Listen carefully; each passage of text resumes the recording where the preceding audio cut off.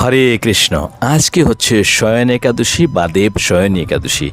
এই একাদশীর ব্রতের মাহাত্ম্য কথা মহারাজ যুধিষ্ঠিরজি ভগবান শ্রীকৃষ্ণের কাছে জানতে চেয়েছিলেন। তাহলে আপনিও সেই কথাটাই শুনবেন, যেটা শাস্ত্রের মধ্যে লেখা আছে, বাংলাতে অনুবাদ করে করে আপনাকে বলবো। তো ভগবান বলছেন যে এই একাদশীর পুণ্য কথা আমি তোমাকে বলছি। এই একাদশী ব্রত স্বর্গ এবং মোক্ষ প্রদান করে, সমস্ত পাপকে হরণ করে এবং এটা একটা উত্তম ব্রত। আষাঢ় শুক্লপক্ষেতে শয়নী একাদশীর দিনে যেই ব্যক্তি কমল পুষ্প দিয়ে কমললোচন ভগবান বিষ্ণুর পুজো করে এবং একাদশীর উত্তম ব্রত করে, সে তিনও লোকের তিনও সনাতন দেবতার পূজা অলরেডি করে নিয়েছে। হরিশয়নী একাদশীর দিনে ভগবান শ্রীবিষ্ণুর একটা স্বরূপ রাজা বলির এখানে থাকেন এবং দ্বিতীয় স্বরূপ ক্ষীরসাগরের মধ্যে শেষনাগের শয্যা পরে ততক্ষণ শয়ন করেন যতক্ষণ না আগামী কার্তিক মাসের একাদশী না এসে যায়। একথা ভগবান শ্রীকৃষ্ণ নিজে বলেছেন। অর্থাৎ আষাঢ় শুক্লা একাদশী থেকে নিয়ে কার্তিক शुक्ला एकादशी पर्यंत मनुष्य को भलीभांति धर्म का आचरण करना चाहिए। जे मानुष এই ব্রতের অনুষ্ঠান করে সে পরম গতি প্রাপ্ত হয়। এই কারণে যত্নপূর্বক এই একাদশীর ব্রত করা উচিত।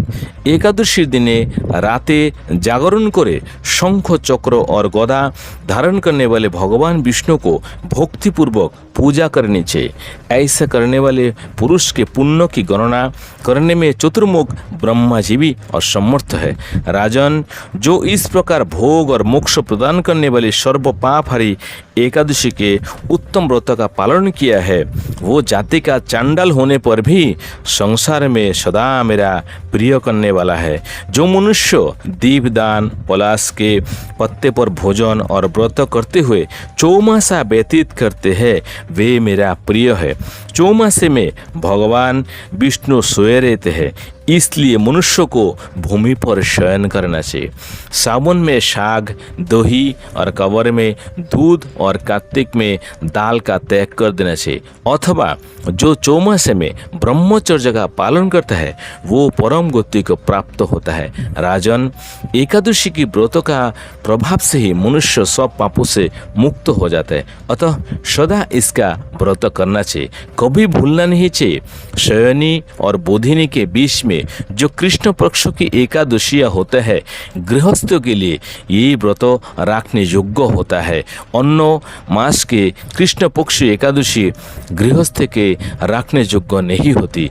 शुक्ल पक्ष की एकादशी सभी को करने चाहिए। তাহলে এই কথাতে আপনি বুঝে গেছেন যে এই যে আজ থেকে শয়ন একাদশী অর্থাৎ ভগবান বিষ্ণু যোগনিদ্রাতে শুতে যাচ্ছেন, তো ওই সময় রাজা বলির এখানে একটা স্বরূপ থাকবে এবং আরেকটা স্বরূপ ক্ষীরসাগরের উপরে শেষ নাগের উপরে শায়িত থাকবে।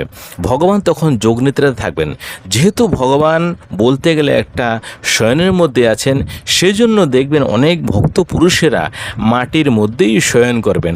এবং এই সময় শাস্ত্রে বলছে যে শাক এবং ভাদ্র মাসে দই আর কবর মে যে সমস্ত মহাদেবের জন্য যে জল যারা নিয়ে যাচ্ছেন মহাদেবজির মাথায় দিবেন বলে অভিষেক করবেন বলে, তারা দুধ এবং কার্তিক মাসে ডাল খাবেন না। যারা এই সমস্ত নিয়ম পালন করবেন তাহলে তাদের জন্য একটু ছুট আছে। এই সমস্ত জিনিসকে পরিত্যাগ করতে পারে তাদের জন্য একটু ছুট আছে। আর যদি মনে করেন এই জিনিসগুলো আমি খাবই, তাহলে আপনাকে ব্রহ্মচর্য ধর্ম পালন করতে হবে। অর্থাৎ এই চৌমাস আপনি স্ত্রী হন চাই পুরুষ হন, আপনি আলাদা শোবেন এবং মাটির মধ্যে শোবেন। এবং কোনো সময় যেন এই 4 মাসের মধ্যে মনের মধ্যে কোনো রকম পাপ না মনে হয়। পাপ মানে মহাপাপ হচ্ছে আপনার যৌন মিলন, অর্থাৎ যেটা নারী পুরুষ সম্ভোগ করতে থাকে সেই সম্ভোগটা যেন না হয়।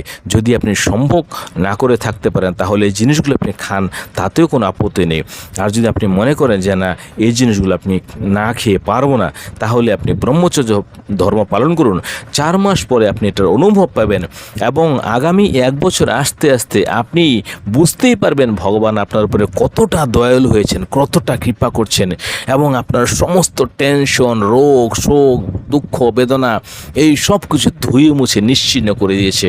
কেননা আপনি ভগবানের জন্য তো সমর্পণ করছেন, ভগবানের জন্য কঠোর হচ্ছেন, ভগবানের নামে এই সমস্ত জিনিস ত্যাগ দিয়েছেন। তাহলে আপনি যদি পারেন পালন করার চেষ্টা করুন।